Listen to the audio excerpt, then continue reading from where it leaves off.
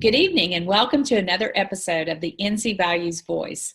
Tonight we are sharing with you our recent conversations with Lynda Bennett and Madison Cawthorn, the two Republican candidates who are competing in North Carolina's only runoff primary in 2020. The runoff election in the 11th Congressional District in Western North Carolina will help decide who will fill the seat of our good friend and former Congressman Mark Meadows, who is now serving our president as his chief of staff. The winner of the Republican primary will move into the November 3rd general election. The election has been temporarily postponed due to the coronavirus, but last week early voting commenced. Primary election day for this election will be on Tuesday, June 23rd from 6:30 a.m. to 7:30 p.m. Welcome to our show, Madison. For those who don't know you, could you briefly tell us a little bit about yourself and why you decided to run for Congress?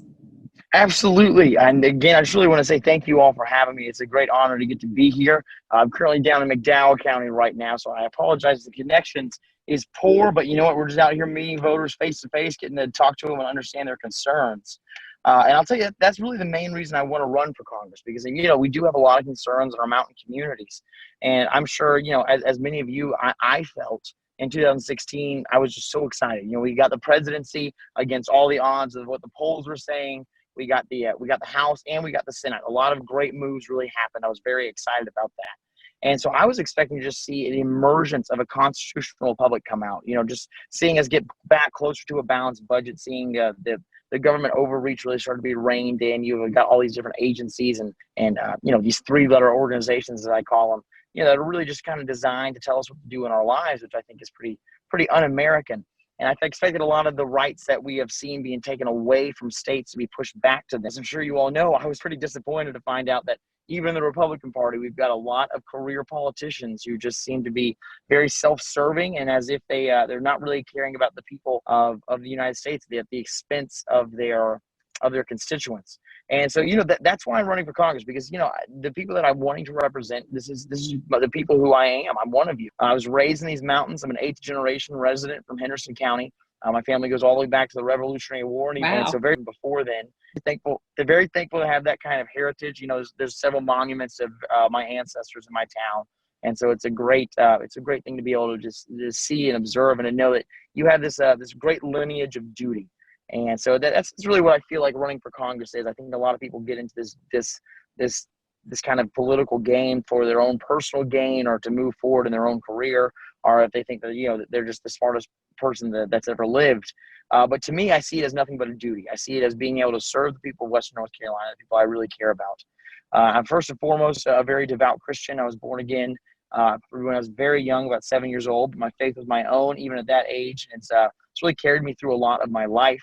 I was nominated to go to the United States Naval Academy, and I was really looking forward to that. Everything was moving well in my life. I'd say that I had, you know, really a charmed childhood. I grew up in Hendersonville with a great set of parents and an incredible brother.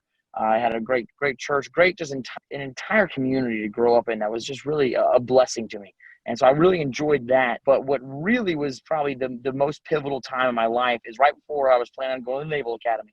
I was hurt in a terrible car accident when I was 18 years old. You know, me and my friend were driving for whatever reason. He fell asleep at the passenger seat. He fell asleep at the driver's seat. I was taking a nap in the passenger seat, and we ran in about 70 miles an hour into a concrete wall. And so, you know, that was a very traumatic accident. I very nearly lost my life. To survive. You know what? I really genuinely believe the reason that I was able to survive is because I had a great amount of prayer support coming from Western North Carolina. So that was a great thing to have, and I really do appreciate that. But then after that, moved back to Western North Carolina, began my recovery. Took about a year and a half, 2 years. Then I started working for Congressman Mark Meadows in his district office. So I really got to learn about what people need in their constituent services, what people need from their congressmen, you know, the different things they come to, and whether it's applying for Social Security, disability, a problem with the VA, or if it's as simple as, you know, you're trying to go on vacation, you know, to the Caribbean on a cruise, but then you found out, oh gosh, you know, one of my kids' passports has been expired for the last year, and so you have to get that expedited. You know, a congressman serves their community in a lot of ways. And so I'm very thankful that I was able to serve in the district office of Mark Meadows, so I can really understand, first and foremost, what the people of Western North Carolina need. But then, after that, I had amassed about $3 million of medical debt from my accident and being in the hospital for so long. And so, that was a really crushing weight, especially, at 19 years old. It was Sure. it was awful. And so that's a big Mhm. reason why I'm so in favor of healthcare reform.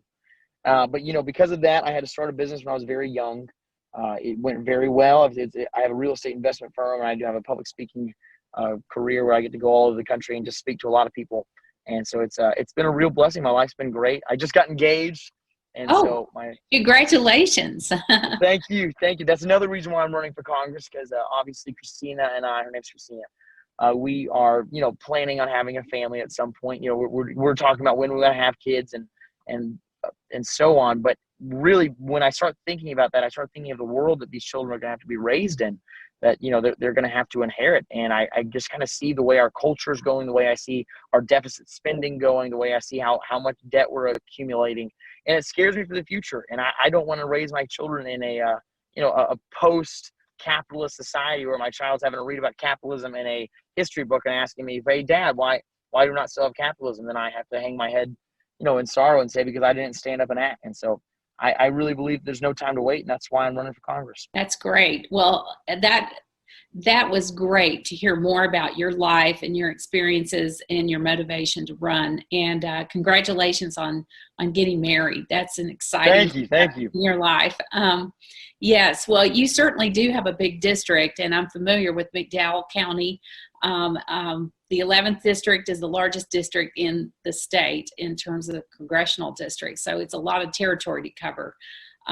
So the pandemic has certainly impacted your race for Congress, and over the last 3 months, we've seen your election postponed, state and local government officials move to close houses of worship, arrest pastors, and even classify businesses as essential versus non-essential. What have you observed, Madison, over the past 3 months? And if a second wave hits our nation after you're elected, what should be done differently? Well, you know what, I have found that, a lot of people were asking, is this really difficult to campaign in the, this post-COVID world that we're living in? And I would say that, I wouldn't just find it as difficult. I would just define it as very difficult. Really was forced to put my money where my mouth is, because throughout the entire first primary, leading up to March 3rd, I had oftentimes given my stump speech and said, we need to elect a true conservative who can compete in traditional public arenas like debate stage or cable news. We also have to elect someone who's going to be able to compete in the new town square of social media. And, with COVID-19, we absolutely had to prove that. That was the only medium we had to be able to express our views and our policy positions to the voters of Western North Carolina. And so, that was a very interesting time. But, when we're talking about the reaction of the country to COVID-19 as a whole, I'll tell you, when we first started hearing about this, especially when the president came on national TV and started talking about it, and we were hearing that the conservative, the very kind of modest predictions of the loss of life that was going to happen in the United States was going to be upwards of 2 million people. I mean, when we understood that, we don't have the PPE capacity, we didn't have the ventilator capacity, even our ICU bed capacity wasn't up to par to be able to handle this pandemic head on. And so, I know many of my friends were more than happy to shut the doors of their business. I'm fortunate enough with my business, I didn't really have to shut my doors for it, just because it's mainly focused on investments. And so that was not directly affected by, physically having to shut any doors. But when we started getting to about, week 2 or week 3, all of these people who were more than happy to assist their fellow Americans because we love one another, we believe life is precious. When we started realizing that, there's no bodies lining the streets, that there's nobody saying, bring out your dead. We kind of realized that the estimates were pretty overblown, and it seemed like that COVID-19 was just a very, very serious flu season, basically. I'll say that one loss of life is too many. It's nothing that I want anyone to have to deal with. I'm not trying to mitigate the human suffering that's been felt. But I truly believe that we've kind of overreacted as a country and specifically as a state. I was very thankful when the president kind of pushed it back to the governors and said, hey, these are my guidelines, but whatever you guys want to do in your state, you know what you need best. And, I really believe that Governor Cooper has just gone far and beyond what is needed to be done. I mean, you see all these ginormous protests that are going on all over the country, and you're not seeing a ginormous death rate coming from those as a direct result. And so I really don't, and the WHO just came out and really explained, the World Health Organization, and was saying that asymptomatic spread of COVID-19 is actually very difficult to happen. And so, now that we have all this data, I believe that, our decisions need to be backed up by the science and backed up by the data. And when we look at it from an objective standpoint, we can see that, all these states that are surrounding us, we're talking about Georgia, Virginia, Tennessee, anywhere, they've all opened up almost fully, and we're not seeing, mass deaths over there. And so I really believe it's time that we open our state back up. And I would have moved more aggressively to open our economy and our state, because it wasn't a binary choice. We didn't have to choose between saving human lives or jobs. We could have done a structured reopening of the economy much sooner. I think that would have been much more effective for the American people. Well, that's good. That's good to hear. Now I'm going to move on quickly because we don't have much time, but the Born Alive Abortion Survivors Protection Act, which is HR 962, is proposed federal legislation that would require any baby who survives a botched abortion to be transported to a hospital for appropriate prenatal medical care. Will you support this legislation if you're elected to Congress? Absolutely, I would support this legislation. I believe our country is going to be, judged for what we've allowed to happen to the people of America. I mean, we have this genocide going on of these poor infants. And I mean, when Roe v. Wade was passed, I believe there was enough science backing it then to show that, this is actually a human life that's going on inside this mother's womb. But, I can understand why there were many skeptics back then. We didn't even have the ability to use an ultrasound then. And so we weren't able to see inside of this mother's womb to see that this baby has a heartbeat. In fact, that it responds to pain. And if you can tell me that, there is an organism living inside of a woman's womb that can respond to pain and has a heartbeat, and you're going to tell me that that is not a child, not a precious child of God. I mean, that it's just, it's repulsive to me. And especially the idea of having a botched abortion, you're tormenting this poor child inside this mother's womb. You're just ripping it apart. And then to find that this baby has survived against all those odds, and then you're just going to kill it right there. I mean, there's no way you can't define that as murder. And so, I'm confident that if we get a new justice on the Supreme Court, especially if we get another term of President Trump, I really think we might be able to see Roe v. Wade overturned. And I'll tell you, all of these kind of pro-life candidates that are running in the Republican Party, I think a lot of them may actually run for the hills and might kind of duck and dodge that vote. But I can tell you, if I am in Congress and we get the Supreme Court to overturn Roe v. Wade, I will fight as hard as I can, as if my own life depends on it, to get rid of abortion in our country. That's great. That's good to hear. Well, let me ask you this. Today's cancel culture seeks to punish and eliminate all those who dare oppose the ideology of toxic agendas that are being pushed by the progressive left. From sanctity of life and values of traditional marriage to religious liberty and what is being taught in the classrooms, the culture is moving further and further away from biblical pro-family values.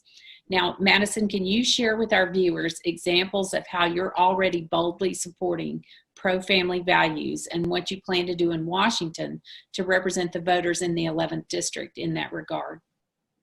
Absolutely. I will tell you that before I went to a pregnancy center clinic here in Western North Carolina, and got to speak to all these women who are fighting against abortion and helping these women have an alternative, because some people are in a bad situation. They can't really have a child, that it's not feasible for them to have a child at the time. But there are so many families across this country who struggle with getting pregnant, and they're more than willing to adopt a child.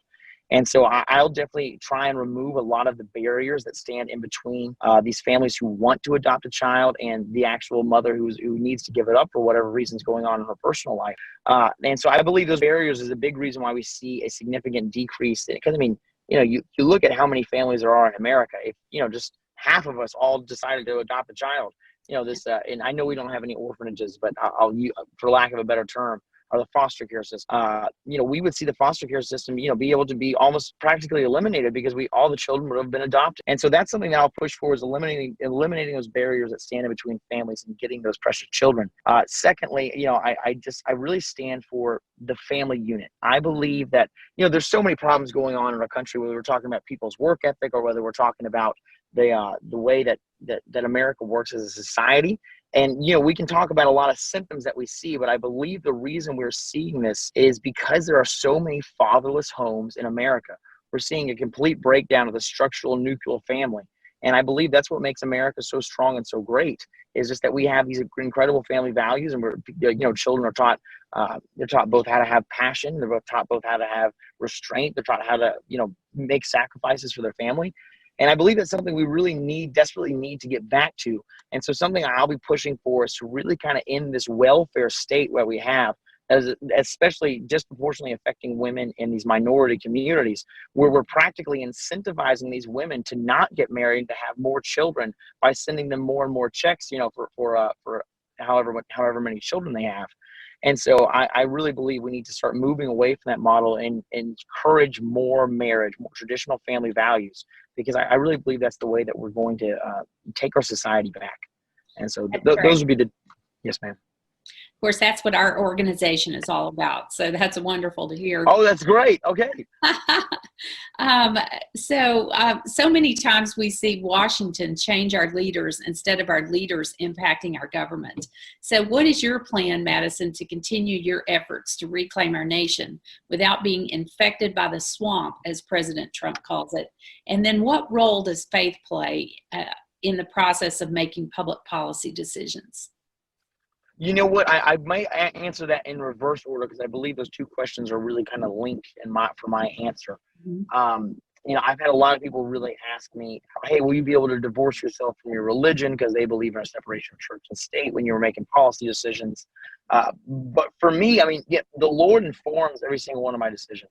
I've had a personal relationship with the Lord since I was very, very young. And so, even if for whatever reason I was to be cut off from communication with God, that's the foundation I was built on. That's the way that I designed my mind to think. That's the lens that I see the entire world through. And so I don't really think that there would be an ability for me to really move away from my faith-based reasoning, because, I would say my political ideology really boils down to personal responsibility.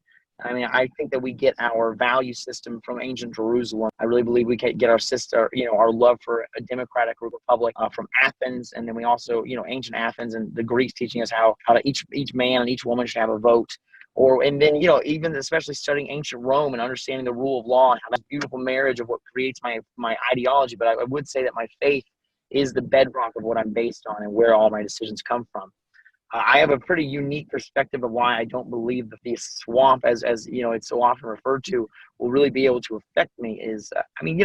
When I was young, when I was growing up, I really felt as if the world was at my fingertips. I didn't think there was anything I couldn't achieve. I was raised in a middle class family. I was raised in a very loving home. I was physically talented. I was fortunate enough to be a good athlete. And I had been fortunate enough to be, have a great mind. I was homeschooled growing up, and so I was always held to a very high standard of academic achievement. And so, all of those things kind of came together to really make me feel like I was in an extremely advantageous situation to go out and attack my life head on. But that all really changed. One April afternoon, I was taking a nap in a car. And then next thing I know, I'm fighting for my life in an ICU unit. I can't move. My left arm can't move any of my legs. Unfortunately, my left arm's recovered. And, I had a terrible brain injury. I couldn't even speak. And all of that was ripped away from me. But the only thing that was the same in my life is the fact that I still had my God, still had my faith. And so, if even being burned alive in a car and going through all of that can't take me away from my faith and that kind of value system, I don't think Nancy Pelosi or any swamp lobbyist will be able to apply more pressure than that. That's great. That's a wonderful answer. Your life has really informed where you are right now. And so I just want to thank you for joining us today, Madison. And I wish we had another hour to talk, but our program's only 30 minutes long. And so I just want to thank you so much for your courage to run for office and just for being such a great example to the rest of our state. So thank you so much, Madison. It has been a sincere pleasure. Thank you so much for having me. I hope to come back on the show sometime soon.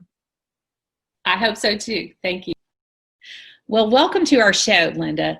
You've been really active in Republican politics in Western North Carolina for years, but those who don't know you may not know much about you. So could you briefly tell us a little about yourself and why you decided to run for Mark Meadows' seat in Congress? Hi, Tammy. Thank you for having me today. And you're right. Many people do not know me, and they don't know that I'm a Christian. and I'm a conservative.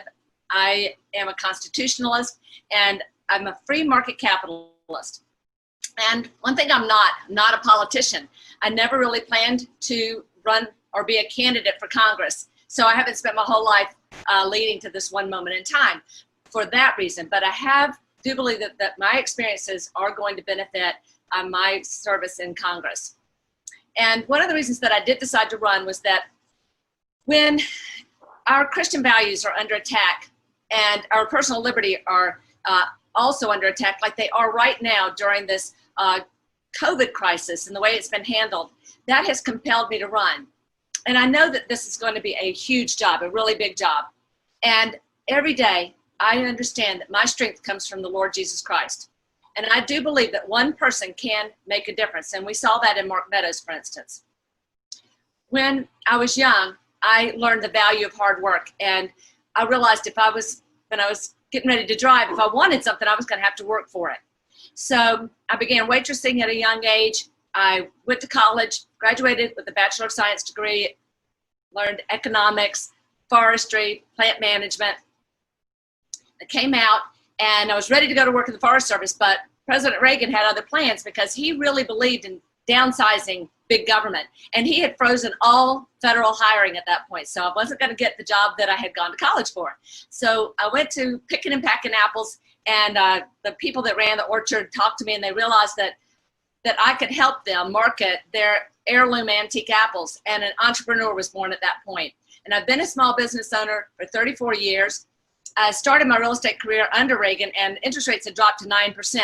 And no one will ever tell you that that's a good time to start a real estate career as a young person. So, but we knew then what we know now, and that is that cutting taxes and cutting regulations only works every time. So I've owned and operated several small businesses, mostly real estate related, a real estate office, a vacation rental company, and a heavy equipment operation. And wow. between That's a lot. You're quite the entrepreneur. Well, we are, and my husband and I have worked together. We've been married for 26 years. I met him, moved to Maggie Valley. We've raised our 2 girls here. And I learned some things in that business that I think are going to be very helpful in Congress. One is that when I negotiate, I put other people's interest above my own. And that is going to be extremely important in Congress. That's what you want from a congresswoman. The other thing is that I would hire agents, but I would train them to become entrepreneurs, because real estate is one of the most free market businesses left in America today. And I handled payroll for up to 50 people. Anybody that's done that knows that that is not an easy job. That is not an easy thing to do. And we made decisions that affected our lives, our employees, their families, and those kind of tough decisions are what you're going to be making in Congress on almost a daily basis. So now more than ever, I think that this kind of life experience is what we need in Congress. That's great. Well, your background is certainly multifaceted, and I'm sure it's prepared you to be in Congress. So I'm so excited to hear your reasons for running. Thank you.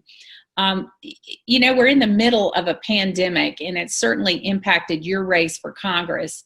Across the state, government officials have moved to close houses of worship, arrest pastors, and even classify businesses as essential versus non-essential.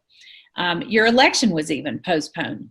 What have you observed over the past 3 months, Lynda? And if a second wave hits our nation after you're elected, what should be done differently? First, I believe that one size does not fit all. And I don't believe that my natural instincts would not have led to the type of situation that we've experienced here in North Carolina, because I believe in personal responsibility, and I believe that these kinds of decisions are best made locally rather than at the higher levels. But I do appreciate that President Trump allowed 50 states to make 50 different decisions, because I think that's led to a diverse handling of the situation, so we could have different answers and see how they panned out. And I really like what Sweden did and South Dakota did compared to North Carolina.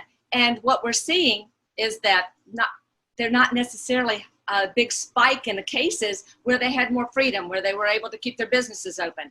And that is great that we can now see those 2 different situations. because I don't believe that keeping us shut down for this extended length of time is beneficial. And also, when you're talking about, not me, but North Carolina had to take the governor to court to get the churches back open again. And Yeah. we've always known that they were after our Second Amendment rights. But now we see that first thing they attacked was our First Amendment rights. And so this is a constitutional issue. The coronavirus is not just a health issue, it's an economic crisis, but it's also a constitutional issue. And that's something that we're gonna have to keep our eyes open. The second wave, I hope the second wave is the great American comeback and that we can get back to work, get things back up and running again and get somewhat back to normal. But if the second wave includes more cases or a spike in cases, I think that we should handle it differently, and that we should look to more the states that allowed more freedom and use. I think there's a problem. We need to be aware of this. We may not get the truth from the media. We may not get we may only get the facts that suit their dialogue. Right. And when we see the other side always says, never let a good crisis go to waste.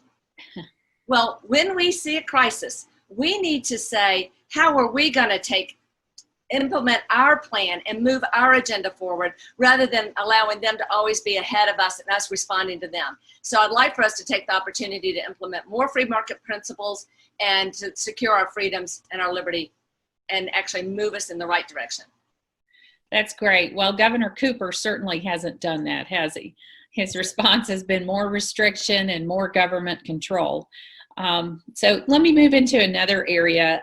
I wanted to ask you, when you're elected to Congress, would you support the Born Alive Abortion Survivors Protection Act that would protect babies who are born alive as the result of a botched abortion from being left to die, and would require positive medical treatment, life-saving medical treatment?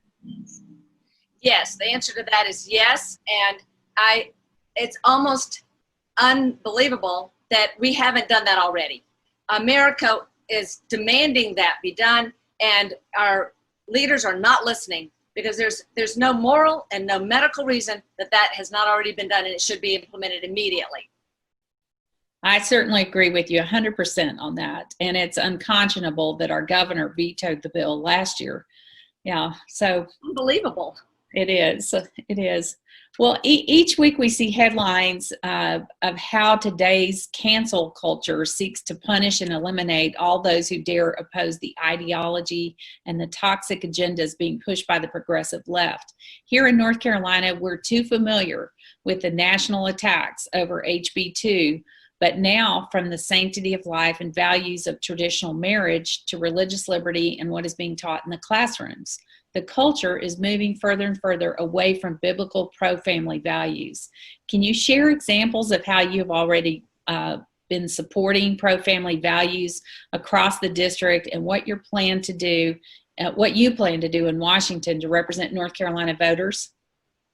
I will give you a couple of examples. During the HB2 discussion, I'm a real estate agent, and they kept claiming that people were not going to move to North Carolina because of our position on HB2. And the facts and the truth couldn't be farther from the truth, because what happened during that year was that more people moved into North Carolina than moved out of North Carolina. There's Atlas Moving Vans do a study every year, and we went from number 9 to number 5 during that discussion. So their whole idea was that people were not going to come here, we're not going to invest here, and that was not true. And I let that be known. Also, for you. Good for you. There was a lot of lies being told by the press and the left during that time. Yes, there were. So the other thing I've was involved in was the confirmed Kavanaugh hearings. You may remember there was a lot of people from the left, a lot of women from the left. Mainly it was a woman movement, and it was the Me Too movement. And they said that all we have to do is accuse somebody of something, and you've got to take that and not allow, without a trial, without any jury, they're just going to allow that to stand. And so some conservative women that were pro-life, that were pro-rule of law, went to Washington, D.C. to stand up against that angry mob. And we did this surrounded by an angry mob. We went into the Senate offices because their staffers were being surrounded and overwhelmed. We stood out in the halls of Congress. We prayed in the Senate, the halls of the Senate, and we stood out for the media to see that it wasn't all one-sided. That was a pretty interesting event. It was much more complicated than I thought when I agreed to go there. I didn't know. I bet. Well, that's great that you did that, Lynda. That's awesome. So I will stand for the things that I believe in, even in the face of adversity and angry mobs. Well, that's great. That's good to know about you as a candidate, because that's what we need in Congress. And it leads right into my next question, which is that most of us are familiar with the movie Mr. Smith Goes to Washington, where the newly appointed senator goes to fight against Washington corruption. And as in the film, so many times the entrenched political systems seek to influence and change our leaders instead of our leaders impacting our government. What is your plan, Lynda, to continue your efforts to reclaim our nation without being infected by what President Trump calls the swamp? That is a great question, and something that I've been actively working towards. So I'm the only candidate in this race that's been endorsed by the President of the United States. I've also been endorsed by 3 of the chairmen of the House Freedom Caucus, who stand for liberty and freedom and Christian values, and that's Mark Meadows, Jim Jordan, and Andy Biggs. I have Senator Ted Cruz's endorsement, and he's definitely been a constitutionalist from day one. And I also have been endorsed by some pretty good conservative groups, the pro-life Susan B. Anthony list, the Citizens United, the American Conservatives Union, and several other Right Women PAC. So those are the people that I'm choosing to align myself with. And they say you can learn a lot about a person by their friends. And I'm hoping that those will be my friends when I get to Washington, D.C., and not the special interests and the lobbyists. Those are good friends to have. Impressive endorsements. Well, right along that same lines, what role does faith play when you're in the process of making policy decisions? So I've already been having to make tough decisions in this race so far.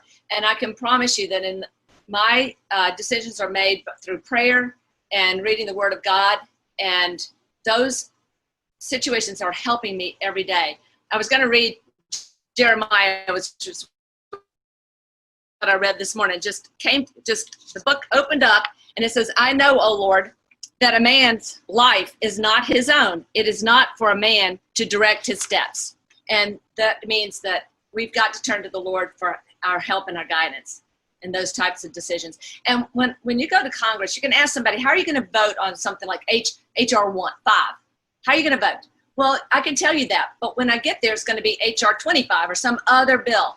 And so that is the reality. You've got to know who you're sending there, how they make decisions, and their character, who they've been for the past 10, 20 years, because it's pretty much baked in right now. I'm at the age where that's not going to change a whole lot. That's great. Good to hear. Well, let me ask you one last question. Although President Trump signed the CARE Act and other bills this spring to offer pandemic assistance to Americans, most economic experts say it's likely that more assistance is needed to restore the millions of jobs lost over the last 3 months. Would you have supported Nancy Pelosi's HEROES Act that passed the House last month? And if not, where should we be increasing spending, and how can we afford it? Well, that's a very complicated question. The first bill that was passed, $800 billion of it was going to people to help deal with the crisis that really the government had created, or the pandemic had created, in the response to it. So that was acceptable. But then all of a sudden, government got involved, and they tripled the size of the bill, adding in all these favors and all these things that they wanted to their wish list. And it really is inaccurate to say that that is a stimulus bill, because the effects on the economy are the exact opposite of a stimulus bill when you borrow every single penny of $2.4 trillion. And they're sneaking things into the bill, such as $80 million for Planned Parenthood, which we would never have voted for, because no funding for any abortion clinics should be included in any bills. And those are the types of things that get us pushed into a bill when you feel like you need to do something to help people. We need to do something to help the situation. And then you end up with all sorts of funding that you would never have approved otherwise. So one of the things that's in the bill is that they're paying people that are unemployed extra $600 a week. And I've spoken to some of the local businesses, and one of the things that would really be a benefit, that the PPP tried to address that, and that is to give the money to the employers to keep the people employed, which is a far better plan than paying them $600 to stay home. So we need to move in that direction, where you're helping the people that are that when you invest $1 into a business, they're going to triple that effect by paying their employees that go out and purchase things in the community. They have suppliers that they can pay their suppliers. They go out into the community and circulate that money again. It stimulates the economy. They pay their rent. So when you're helping the business owners get back on their feet, that will kick the economy into gear, and it will help multiply effect. The multiplier effect would go out throughout the economy. Those are the types of solutions that I would like to look at. Of course, there's many different problems that are being caused by this. We don't really know exactly how many different things are going to be affected by. We've never experienced anything like this before. So those are that's the way I would think, is free market principles first. One of the reasons in 2008 I got involved in politics in the first place is because during that economic crisis, I saw our leaders choosing socialist solutions, and they could have just as easily chosen capitalism, but they didn't. And that's one reason when I go up there, I am going to be speaking about the free market enterprise, because socialism and Christianity cannot exist in the same environment. So we know that they're going to push one out to have the other, and I'm going to work for free market principles. That's great. That's great, Lynda. And as a businesswoman yourself, you certainly have some experience to lean on in that regard. Now, I think we're really at the end of our time, and so I just want to thank you, Lynda, for joining us tonight and for allowing our coalition to get to know you a little bit better, and we wish you well in the upcoming election. Thank you very much. The early voting has already started, and Election Day is on June 23rd, so if you're in the district, please come out to vote. Thanks for that reminder, and we appreciate you being with us so much. And please vote for Lynda Bennett.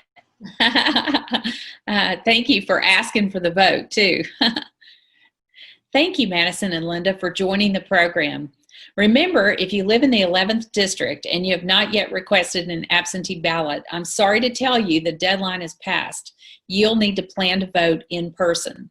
All 17 counties that make up the 11th District have early voting precincts open until Saturday, June 20th.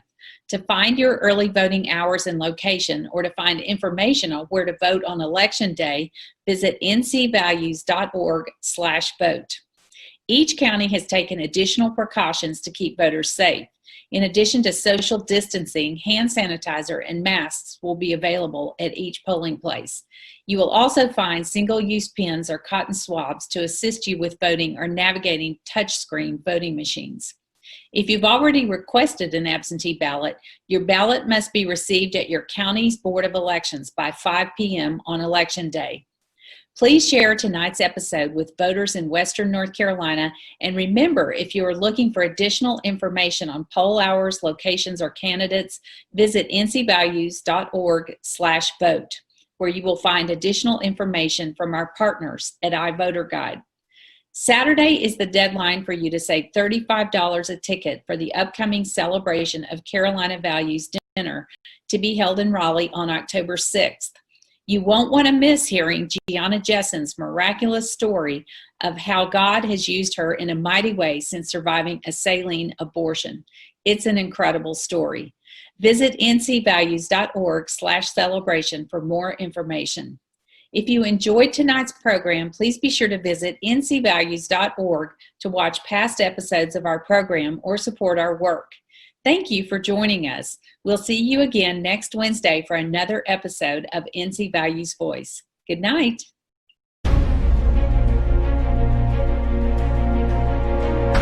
Which of these issues do you care about? What if you could influence how they were legislated? What if you could impact the outcome of the next election? What if you could change the course of America?